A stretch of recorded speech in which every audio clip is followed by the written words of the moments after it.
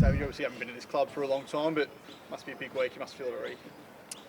Yeah, in regards to the Good Friday game, yeah, it's great. I've been involved in showdowns and Q clashes and that side of things, and I think when you've got games that bring a different perspective, to your life, I think it's great to be involved in those games and to have that opportunity. We'll have a young patient come through this afternoon, so to be able to give our players and our staff, that opportunity with that perspective, I think is great.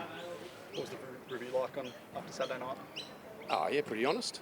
I sort of said publicly after the game there were elements of our game that I wasn't happy with. So the players understand that. There's a level of combativeness that you've got to bring to each game. And if you don't in our, competition, you're off by a couple of %.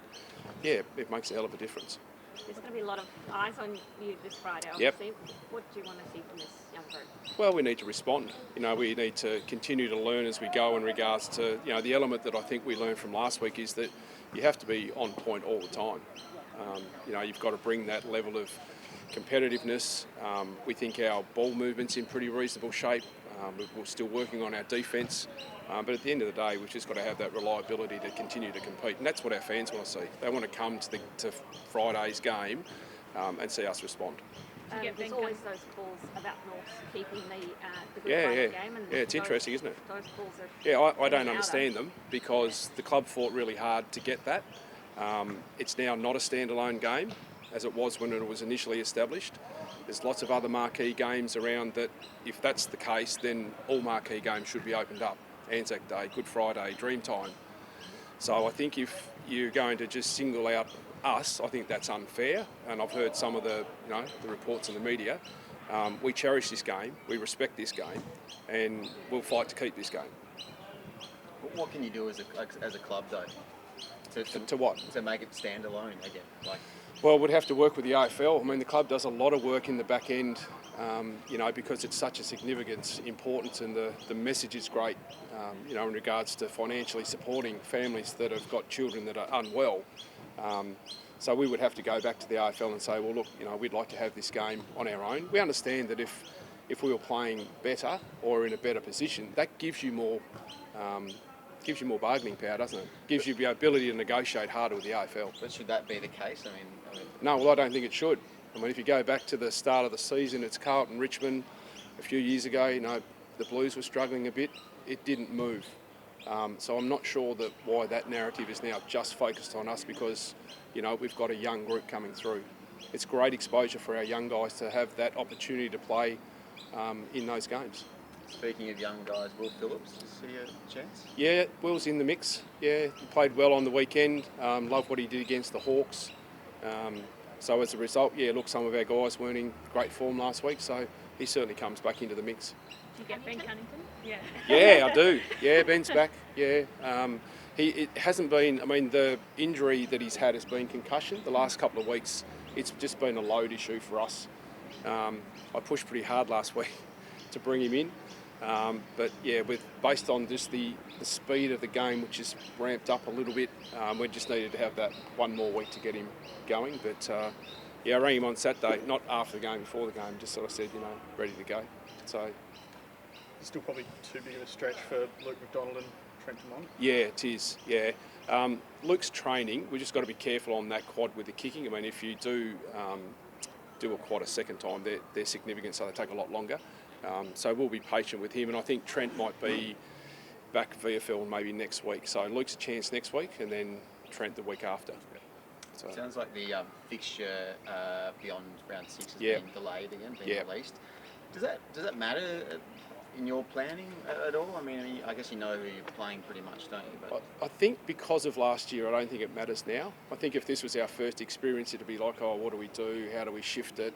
Who do we take? How many staff do you take? You're going to be away for a week and then it turns into 3 weeks. So I think the experiences from last year help us just reshape that really quickly.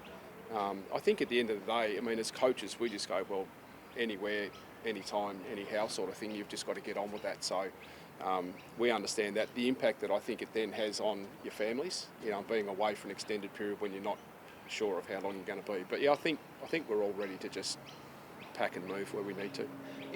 hear the players talking about it? Is it something on their mind or the staff in terms of the chances of getting stuck into state? Haven't heard it, and I think we now know that the government's going to react quicker, but they're probably for a shorter period of time. It doesn't look like there's a national, shutdown, and so therefore the hubs as we knew them last year, hopefully don't evolve to that length of time.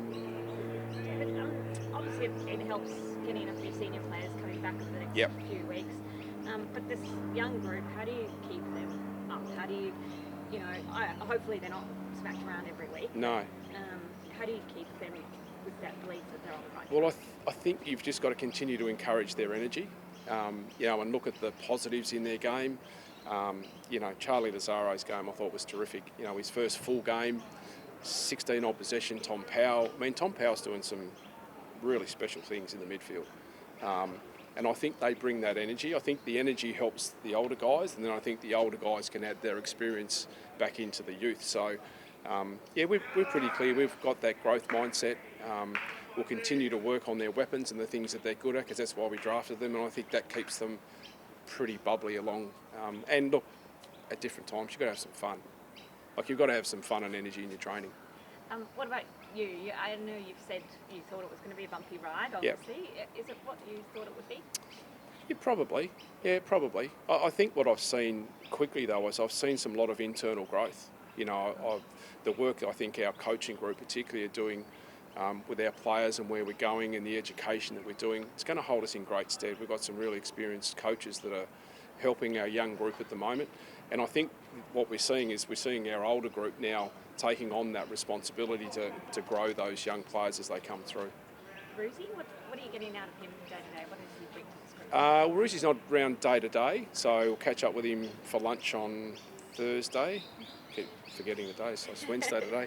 I think it's his shout this week. But he sits in the box, does an overview for us, gives them some thoughts around.